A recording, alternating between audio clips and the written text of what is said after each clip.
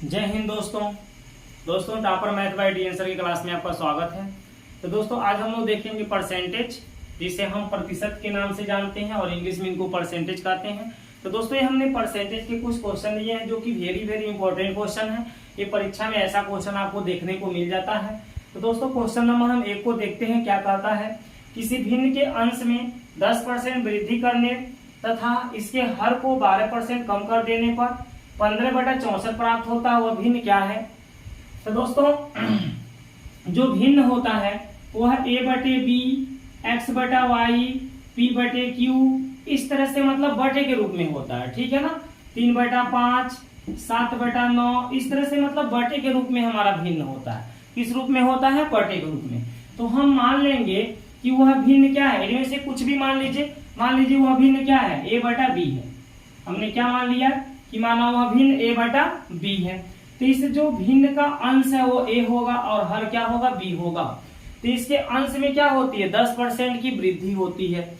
दोस्तों अंश हो या हर हो या कोई भी वस्तु हो, कोई भी चीज हो, वो अपने आप का 100% होता है। अपने आप का कितना होता है, 100% होता है। तो हम मान के चलते हैं कि भिन्न का जो अंश है ना वो क्या है, 100% है। और 100% में 10% की क्या हो जा रही है, वृद्धि हो जा रही है।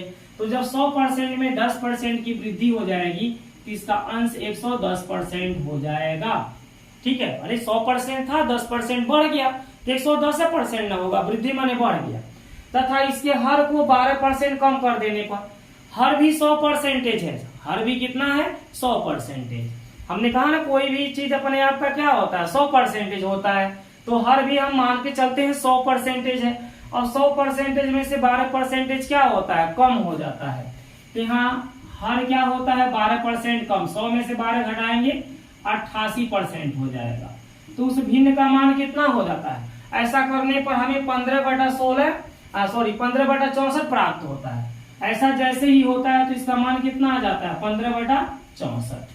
जब भिन्न के अंश में 10% की वृद्धि होती है और हर में 12% की कमी होती है तो उस भिन्न का वैल्यू कितना मिल जाता है, 15/64 मिल जाता है।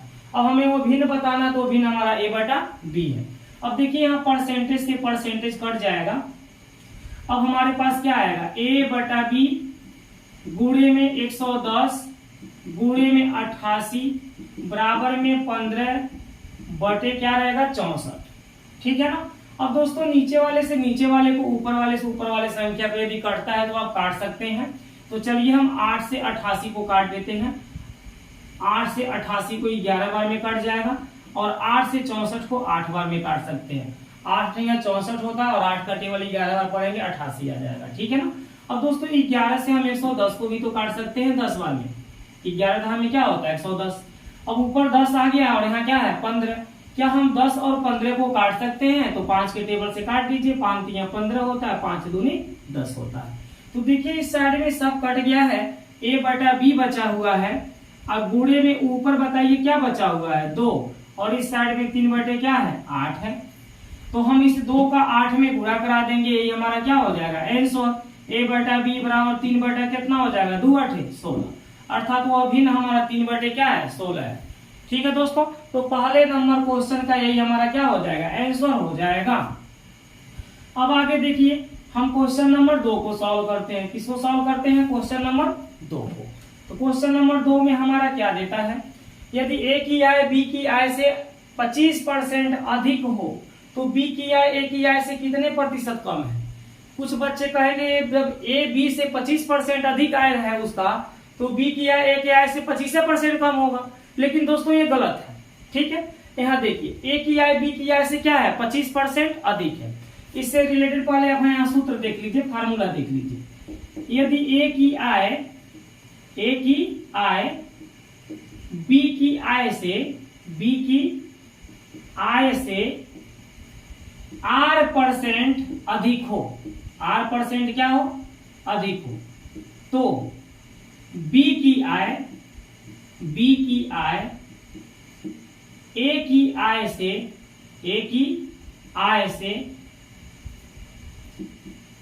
कितना % कम होगी, b की आय a की आय से कम होगी, कितना कम होगी, तो दोस्तों इसके लिए हम फार्मूला आपको बता दें, 100 गुणे R बटे 100 प्लस R प्रतिशत, ये हमारा फार्मूला है। प्लस हम कब करेंगे, जब यहाँ अधिक शब्द का नाम लिया रहेगा। देखिए इसमें भी बोला गया है ए की आय बी की आय से 25 % क्या है, अधिक है, अधिक हो। तो जब अधिक शब्द कह देगा तो यहाँ प्लस लगाइएगा, और यहाँ अधिक के जगह अगर जो कम कह देता है, अधिक के जगह क्या कह दे, कम, तो यहाँ पर माइनस लगाइएगा। बाकी सबके सब फार्मूला यही चलेगा। तो चलिए इसी फार्मूला पर हम इस सवाल को हल कर लेते हैं। 100 लिखेंगे गुणे में R प्रतिशत के जगह यहाँ कितना दिया है, 25% दिया है, तो R के जगह हम क्या लिखेंगे, 25। अब बटे में क्या रहेगा, 100 प्लस R की जगह क्या हो जाएगा, 25। यही है हमारा क्वेश्चन नंबर 2 का आंसर। इसको सॉल्व करेंगे तो आपका आंसर आ जाएगा। ठीक है, तो क्वेश्चन नंबर 2 का ये फार्मूला था और क्या है, हल। यानी बी की आय ए के आय से इतना % क्या है, कम है। अब इसको सॉल्व कर लीजिए, तो ऊपर बताइए क्या है, 100 गुणे 25 है, और नीचे इन दोनों को जोड़ दें तो कितना आएगा, 125 आएगा।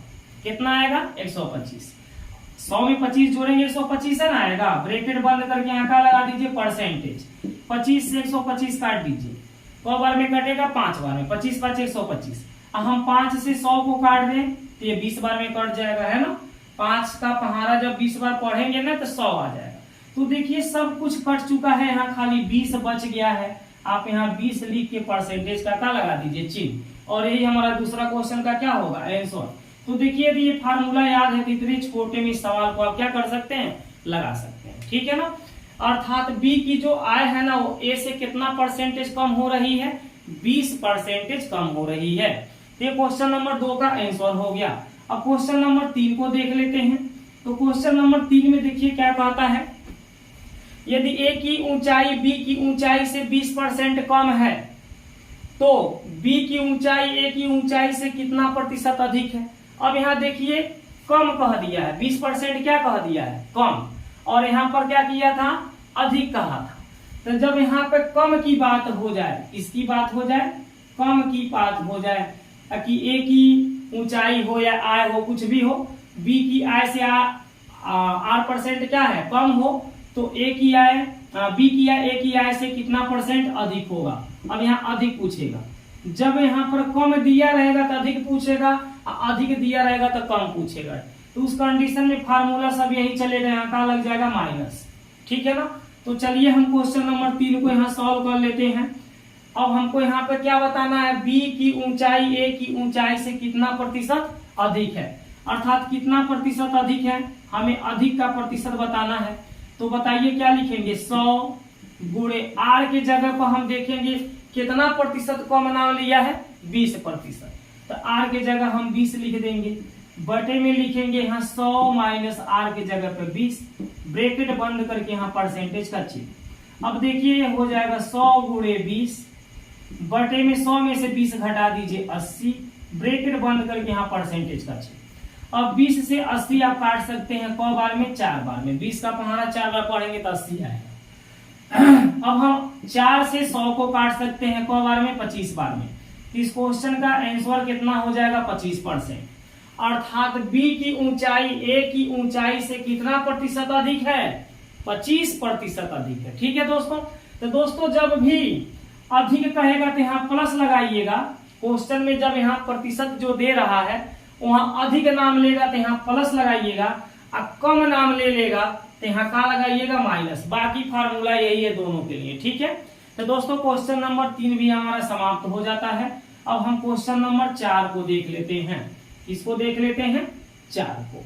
तो देखिए क्वेश्चन नंबर 4 में क्या कहता है, सन्नी को एक परीक्षा में उत्तीर्ण होने के लिए, मतलब सन्नी नाम का कोई बच्चा है, वो एक परीक्षा में पास करने के लिए, परीक्षा में पास होने के लिए 36% अंक प्राप्त करने थे।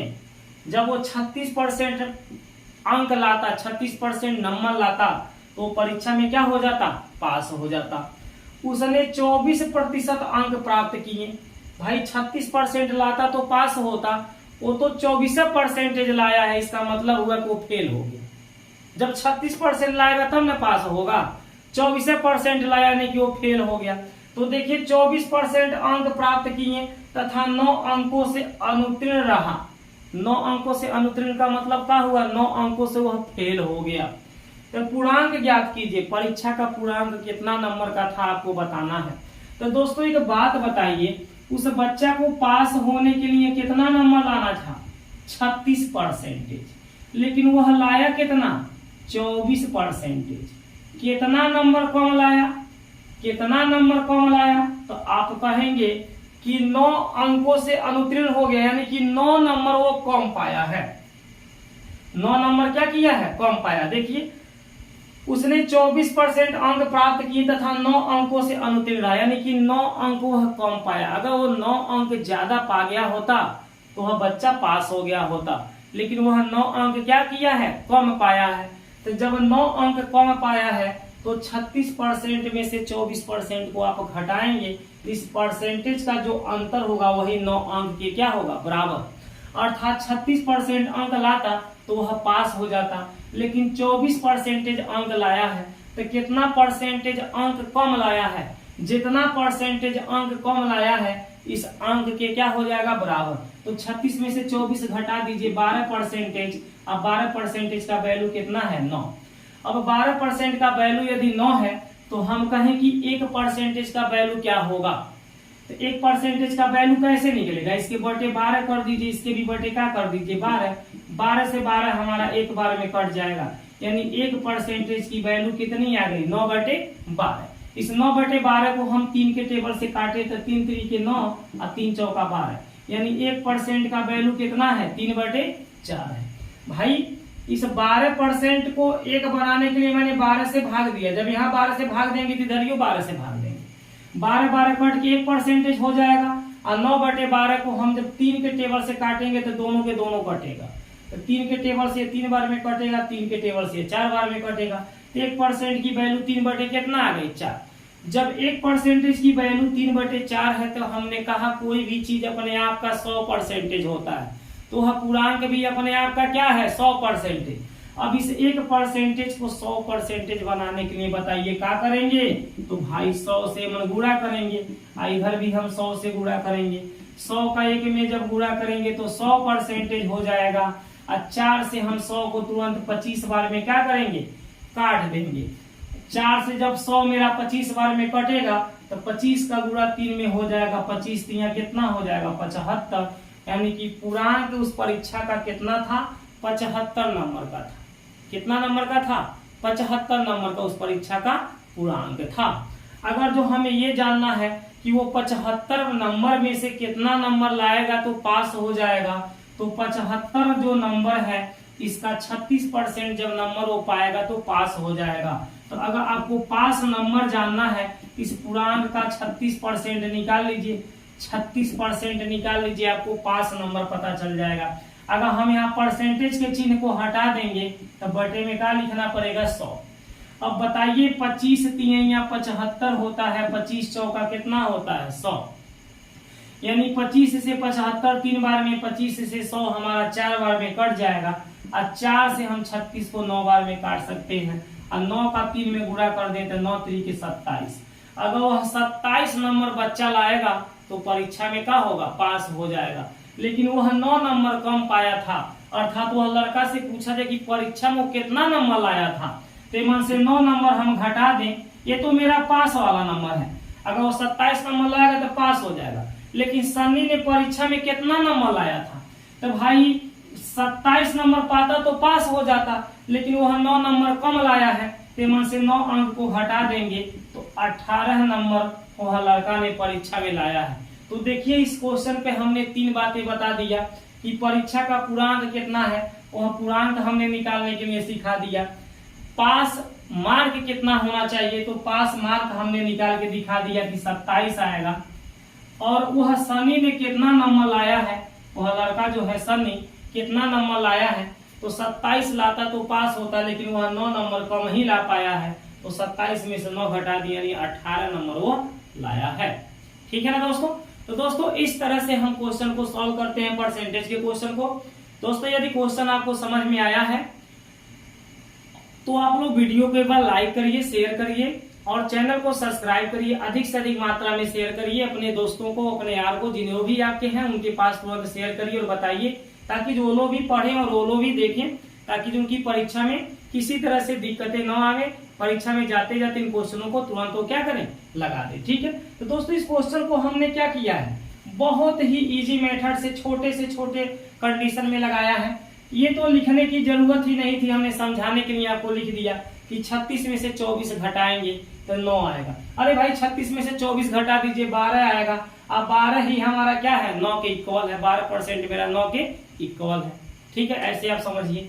तो दोस्तों इसी पर हम क्या करते हैं, इसको इंड करते हैं और आगे के परसेंटेज का हम जो क्वेश्चन उठाएंगे अगले वीडियो में आपको बताएंगे। अच्छा दोस्तों, नमस्कार।